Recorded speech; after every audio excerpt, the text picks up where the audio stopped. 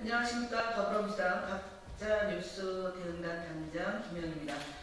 5월 26일 월요일 주말간 민주파출소 제보 및 주요 대응 현황 보고 드리겠습니다. 5월 23일부터 25일 사이에 7,705명이 방문하였고 4,663건의 제보가 접수되었습니다. 매체별로는 네이버가 24.27%이고요. 그 뒤로는 SNS가 18.39, 유튜브가 18.39, 커뮤니티가 12.52, 현수막이 1.24% 순서로 제보되었습니다. 이재명 후보에 대한 신변 위협 발언이 계속해서 유포되고 있습니다. 특히 5월 14일에는 1,011명이 참여 중인 카카오톡 오픈 채팅방 대선 토론 좌우 정치 토론에서 한 이용자가 그냥 이재명 시칼로이라는 심각한 신변 위협 글을 게시하였고 5월 25일에는 디지인사이드 국민의힘 갤러리 커뮤니티에서 또 다른 이용자가 꼴도 보기 싫은데 누가 이재명 미안 생각하겠습니다. 잔인한 발언을 올렸습니다. 민주파출소는 제보를 통해 관련 게시물에 대한 대응 조치를 취해 나갈 것입니다. 가짜뉴스 대응단의 주요 대응 현황을 말씀드리겠습니다. 허위사실 유포, 욕설 등 후보자 비방 악성 댓글에 대한 대응 보고 드리겠습니다. 네이버 뉴스 등 포털 사이트에 게시되는 기사를 통해 특정 후보자에 대한 욕설, 허위사실, 비방 등 악성 댓글이 확산되고 있습니다. 가짜뉴스 대응단은 모니터링하여 댓글 400여 건을 중앙선거관리위원회에 신고하였고 이 중 28건이 명백한 위법 소지가 있는 것으로 판단되어 삭제되었습니다. 삭제된 댓글 중 수위가 높은 10건과 지난 10년간 약 3만 6천여 건의 댓글을 작성해온 특정 헤비 댓글러들을 고발 조치했음을 알려드립니다. 중앙선거관리위원회의 대응 과정에서도 몇 가지 구조적 문제점이 확인되었습니다. 시도선거관리위원회 난 6건 해석 기준이 제각각으로 동일하거나 유사한 표현에 대해 상반된 판단이 내려지는 사례가 반복되고 있습니다.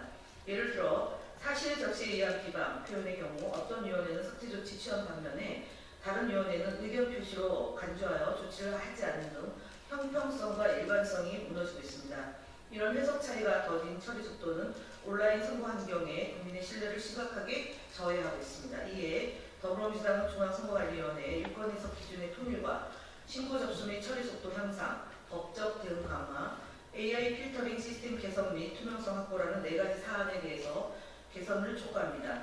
거리 불법 유인물이 발견되면 즉시 신고해 주시기 바랍니다.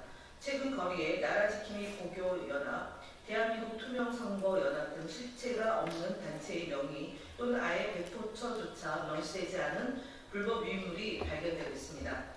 해당 유인물들은 특정 후보자에 대한 근거 없는 허위사실과 사전투표의 공정성을 의심하고 부정선거 음모론을 담고 있습니다.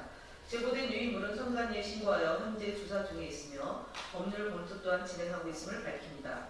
대통령 선거나 후보자와 관련된 불법 유인물을 발견하시면 선거관리위원회나 더불어민주당의 민주파출소에 신고해 주시기 바랍니다. 민주당 명예훼손 혐의 민경욱 TV에 대한 고발 진행 상황 보고 드리겠습니다.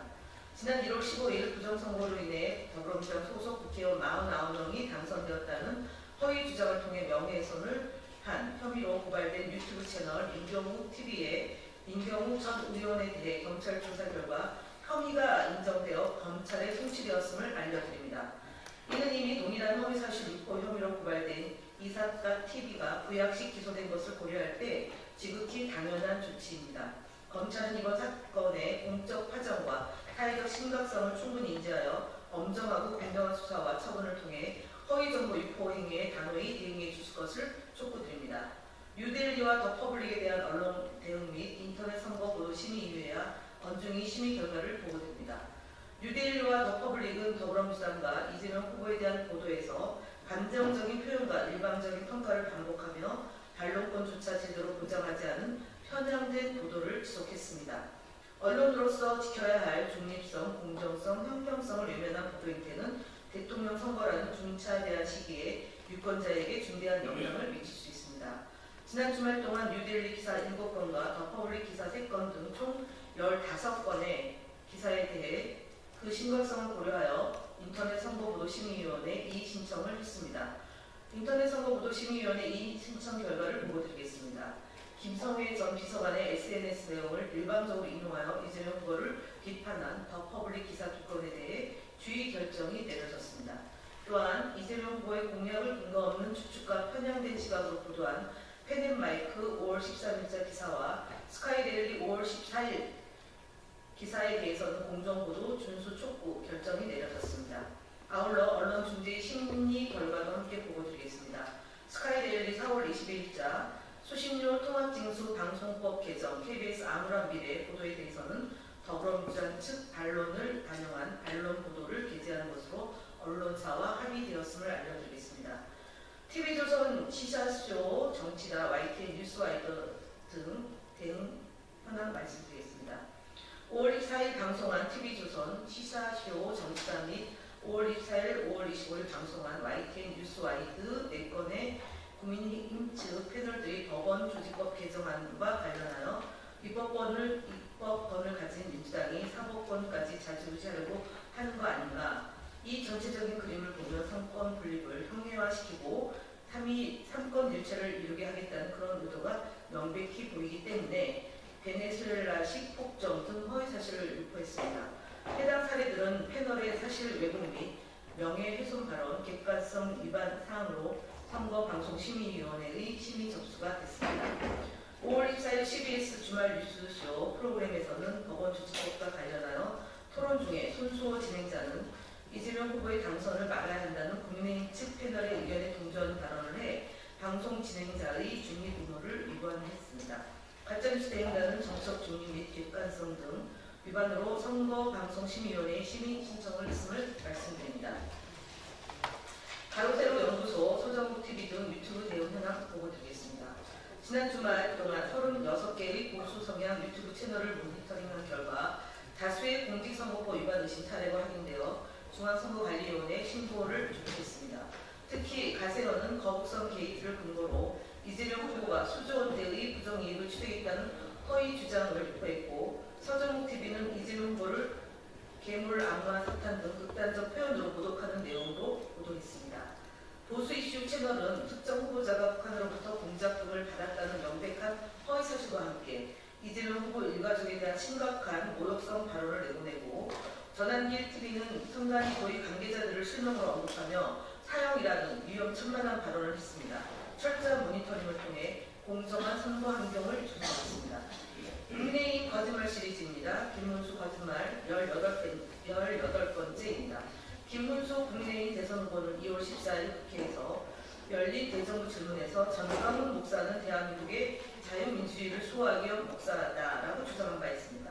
하지만 5월 25일 공개된 전광훈 TV에 따르면 전광훈 목사는 자유민주주의 수호와는 거리가 먼 인사입니다. 전광훈 목사는 20일 사랑제일교회에서 각 지역 광역위원장을 앞에 나오게 한 뒤 집회 참여자를 100% 모으지 못했으면 머리를 박고 엎드려 뻗쳐 하라며 기행을 펼쳤습니다. 전 목사는 이어 이번 대선을 실패하면 여러분부터 김정은한테 성폭행 당하게 추방시키겠다는 위험한 발언을 했습니다. 김문수 후보는 개인의 자유와 인권에 대해 어떠한 존중도 없는 전광훈 씨에게 자유민주주의를 소화하기 목사라고 추켜세웠던 것입니다. 선거가 가까워오자 김문수 후보는 전광훈 목사와의 관계를 부정하고 있습니다. 하지만 전광훈 목사는 김문수 후보를 두고 나하고 4년을 같이 해서 교감을 안 해도 내 생각을 너무 잘한다 라고 주장했습니다. 전광훈 목사를 위해 눈물까지 흘렸던 김문수 후보가 25일 영상에 대해 어떻게 생각하는지 자못 궁금합니다. 개혁신당 이준석 대선 후보 거짓말 시리즈 4번째입니다. 개혁신당 이준석 대선 후보는 5월 23일 노무현 전 대통령 서거 16주기 추모식을 방문해서 2003년 미국 유학 갈 때 노무현 대통령이 직접 장학증서를 주면서 했던 열심히 공부해서 언젠가 나라를 위해 큰일을 하고 이바지해야 된다는 말이 기억난다고 했습니다. 해당 주장을 들으면 이준석 후보는 노무현 전 대통령과 특별한 관계가 있는 것처럼 보일 수 있습니다. 이준석 후보가 받았다는 대통령 과학장학금은 김대중 정부에서 입안하고 노무현 정부에서 2003년부터 시행한 정책입니다. 매년 100여 명이 넘는 인원이 해당 장학생으로 선정되었고 이준석 후보는 그중 한 명입니다. 노무현 대통령은 100수십 명의 장학생에게 의례적인 덕담을 했을 가능성이 높은데 이준석 후보는 노무현 대통령과 특별한 인연이라도 있는 것처럼 사실을 교묘하게 말씀하고 있습니다. 이준석 후보는 과거 노무현 장학생 만년하는 주문에 노무현 대통령 때 과학장학금을 받은 거다. 국비장학금이다. 노무현 대통령처럼 소신 있는 정치를 하겠다고 한다면 그에 따른 실천이 중요하실 거라고 봅니다. 노무현 정신은 지역주의 타파, 그 다음에 지역균형 발전입니다. 이준석 후보의 노무현 정신을 계승하는 정치인이 되려면 윤석열 대통령을 탄생시키는 것에 대한 책임부터 스스로 진심 어린 사과가 필요하다 생각합니다. 이상 마치겠습니다.